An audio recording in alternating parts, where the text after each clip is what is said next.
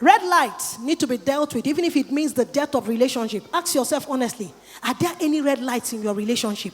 Any relationship now is easier and less hurtful than a marriage and divorce. For those of us who are women, I don't know how we deal with red lights. Because especially when a boy is very sweet and he has very sweet tongue, and he makes a mistake and has some kind of romantic voice, even if he wore it. And then he has a way of dressing well. And then he when you see him, he comes out like this, na bobo. And they say, let the relationship die. Listen, some of the things that show up eventually in our marriages, we actually saw them during dating. But you know what we did? We winked. We winked and they said, he will change. What are you going to do to change the person? Okay, so when you come out and they say, Ben, are you willing to take K as your nini till death do you part? And I said, yes, I'm willing. So the moment he puts the ring in my hand, Cinderella will happen. Piam. My mind that is thinking like Ugrimba, no mind, will automatically change. The marriage does not have the quality and the capacity to make the change. So anything you accept, you better accept it, bata, and now start asking God, please help me with this thing. Don't marry and say the person will eventually change. We are praying about it. And listen, no pastor in this church will tell you to divorce your husband. We will always leave it at your choice. We'll give you advice, and then we'll leave it at your choice. Say, my husband beat me today. He was beating me on the head. Now he beat me uppercut. I say, my dear, you know that. Go and find out what God is telling you about the marriage. Action. Take time together now to pray and ask God to help you see your relationship clearly, including any potential red flags or any places where tension may arise for those of us who are single. What boundaries do you put in place to protect yourself from sexual temptation for those of us who are not married? The whole of February last year, we talked about, 6 or 7 act play. And it was about how to start from dating and then get to the end. You need to get the message and listen to it again. So I don't need to overflog this one. Sex is overrated. Everything is about sex. So in fact, now people don't say they sin when they have sex. So you must put appropriate boundaries. When the fire is burning, don't ask yourself, how close can I get for the fire to burn me? Don't ask yourself. It's a very wrong question. He said, let me wait. Let the boy stand well. When he stand well, no. Don't wait for the fire to start. So give yourself appropriate distance so that the fire will not burn you. Action. Pray and ask God to help you focus on getting to know the person you are dating and ask for his help in saving the sexual part of the relationship before it starts. Distance complicates growing the relationship. But if you use the right tools, you can have a healthy long-distance relationship. Whether or not you're in a long-distance relationship, what are the 5 things you can do to communicate better with your significant other? If your husband is not in Nigeria, or your husband does the kind of work, he has to be around this week, and then the other week is not around, or your husband has a kind of work where he has to continuously travel. It means you must devise healthy tools to be able to keep communication. And technology has made it easier for us. If you're not using email, you are using social media. If you're not using social media, you are using video calls. If you're not using video calls, you are using, except your husband is in the Unigri manner where there is no this thing. But even that, you can climb on top of the tree and say, if you love something, you hold phone like this, you want to talk to your wife, you have not gone to see network, you move around like this. Say, I can hear you, you move again. If they say climb on top of tree, you look for someone that will help you so that you can keep the communication. And if it is someone who is not married, before you marry, find a way for 2 of you to be around the same city.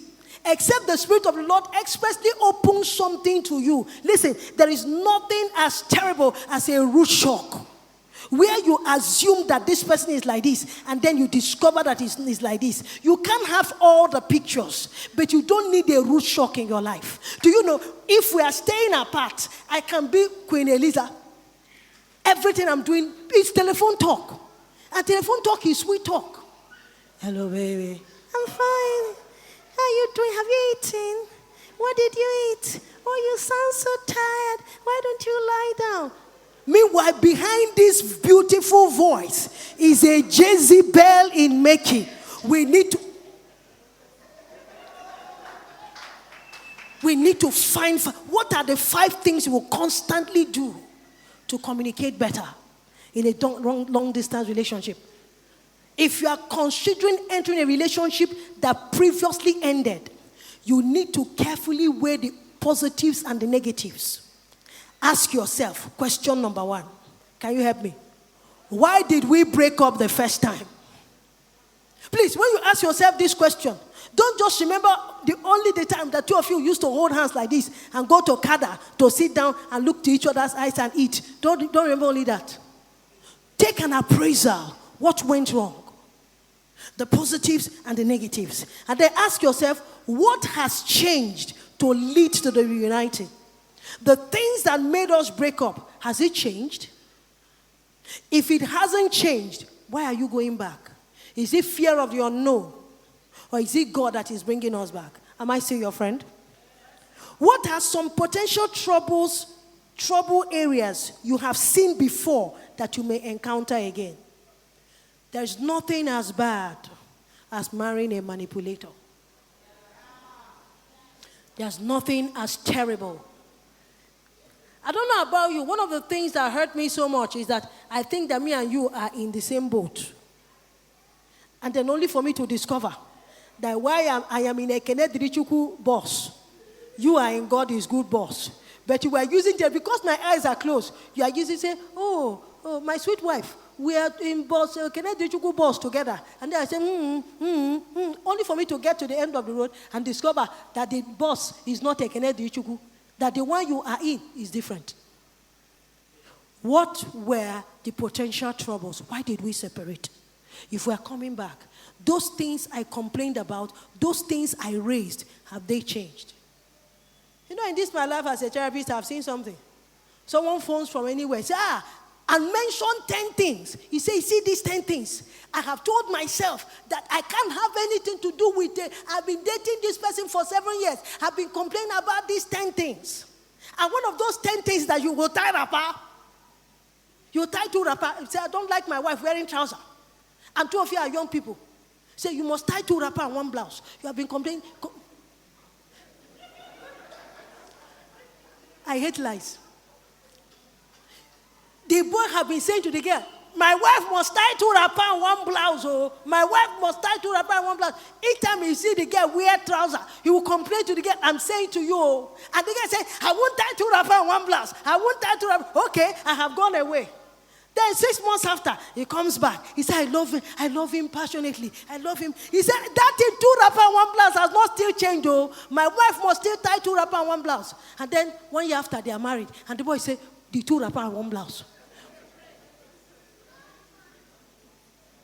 He said, oh, you are mean to me. No, he wasn't mean to you. He told you 2 wrapper and 1 blouse before they said, oh, your mother said, go. You said, oh, yeah, you have finished the game. You said, well, no, you are the one that is cheating on him. He said 2 wrapper and 1 blouse from the beginning. So if 2 wrapper and 1 blouse going, 2 wrapper and 1 blouse going, 2 wrapper, who is going? 2 wrapper and 1 blouse. 2 wrapper, I'm going. 2 wrapper, the boy is driving. 2 wrapper and 1 blouse. 2 wrapper and 1 blouse. You said you enter. Now we have gotten to the destination and say, no 2 wrapper and 1 blouse. Now I want you to listen to this story. They now ask you, why do you want to leave your husband? You say, no, I'm tired of this marriage. I don't want the marriage again. So just imagine you are sitting with your pastor or counselors.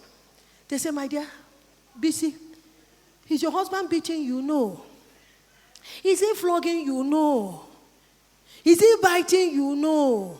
What do you want to leave him? He said, I should tie 2 wrapper and 1 blouse.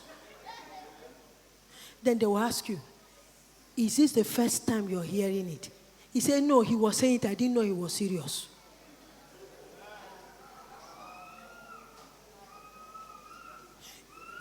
Now, if you have been in a relationship and the relationship fails, and you quickly start another relationship, you may be in a boomerang situation. In other words, your heart cannot contain the loneliness you are feeling, and you are looking for something, whatever it is, to quickly meet that need. It's not necessarily that you are looking for a relationship. Those of us in Akhigbe will tell ourselves that you didn't allow yourself to be healed. What happens? What are some things in your current relationship that will help you feel confident about the old relationship?